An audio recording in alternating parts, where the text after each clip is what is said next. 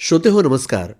ऐसी अक्षरे रसिके या कार्यक्रमात कवितेचं क्षितिज या मालिकेत बासी मर्ढेकर यांच्या भरून येईल हृदय जेधवा या कवितेसंदर्भात प्रथमेश पाठक यांचा काव्यानुभव आपण ऐकणार आहात.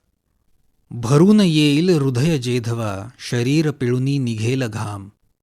भरून येईल हृदय जेधवा शरीर पिळुनी निघेल घाम. अन शब्दांच्या तोंडामध्ये बसेल तुझा गच्च लगाम. काळ्यावरती जरा पांढरे ह्या पाप्याच्या हातून व्हावे. काळ्यावरती जरा पांढरे ह्या पाप्याच्या हातून व्हावे. फक्त ते धवा आणि एरवी हेच पांढऱ्यावरती काळे. दुष्यंत कुमार म्हणतात ना, जो ओढता बिछाता हूँ वही गीत में सुनाता हूँ. मर्ढेकर तसे होते.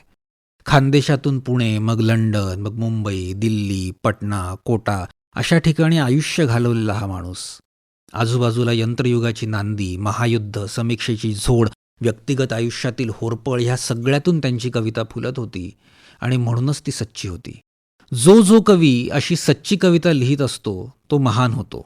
मग ते ढसाळ असोत, विंदा असोत वा कुसुमाग्रज. प्रत्येक कलाकाराला वाटत असतं की आपण असं काही निर्माण करावं की जे चिरकाल असावं, जे नवीन असावं. पण त्याचबरोबर तो हेही जाणत असतो की प्रतिभाशक्ती अर्थात नवनिर्मिती ही त्याच्या मुठीत नाही. करता करावी कोणी वेगळंच आहे.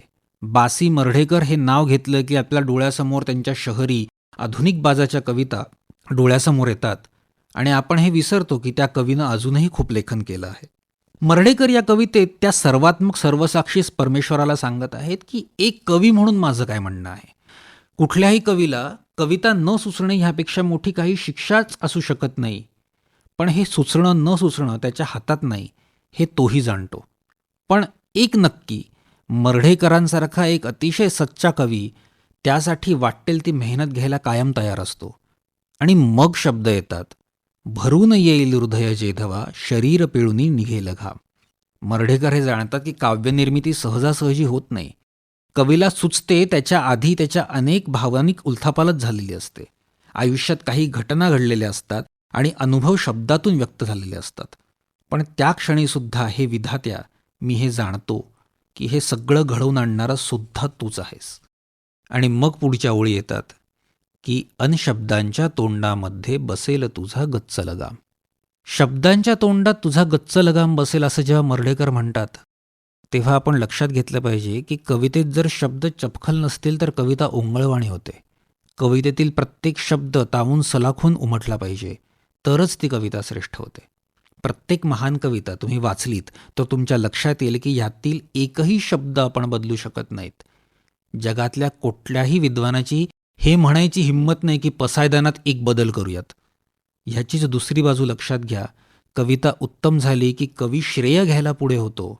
मर्ढेकर इथे कवितेच्या उगमाशीच नामानिराळे होतात आणि मान्य करतात की जर माझ्या कवितेत असे चपखल शब्द बसले तर त्यावर तुझा लगाम असेल. कवितेत पुढे जाताना आपण अनेक वेळा ऐकलेल्या वाक्प्रचाराची आठवण करून देतो की काळ्या दगडावरची रेघ म्हणजेच चिरकाल टिकणारे. आणि मग मर्ढेकर लिहितात की काळ्यावरती जरा पांढरे ह्या पाप्याच्या हातून व्हावे. म्हणजे काय, भगवंता माझ्याही लेखणीतून असे काही अद्भुत घडू दे रे. इथे मर्ढेकरांची विनम्रता आपल्याला दिसून येते. आणि हाच धागा पकडून थोडी शब्दांची गंमत करत मर्ढेकर शेवट करतात. आधीच्या ओळी काय होत्या, काळ्यावरती जरा पांढरे ह्या पाप्याच्या हातून व्हावे. आणि मग शेवट, फक्त ते धवा आणि एरवी हेच पांढऱ्यावरती काळे. इथे पांढऱ्यावरती काळे म्हणजे पांढऱ्या कागदावर लिहित असलेली काळ्या शाईतील कविता. भाषेवर प्रचंड हुकूमत असल्याशिवाय असे शाब्दिक खेळ करता येत नाही. सौंदर्यशास्त्र आणि जागतिक कवितेचा अभ्यासक असलेला आणि महान प्रतिभेचा धनी असलेला मर्ढेकरांसारखा कवी जेव्हा हे म्हणतो की माझ्या काव्यनिर्मितीमध्ये काहीही श्रेय माझं नाही, तेव्हा ही विनम्रता आध्यात्मिक पातळीवर जाऊन पोहोचलेली असते, हे ध्यानात ठेवूयात.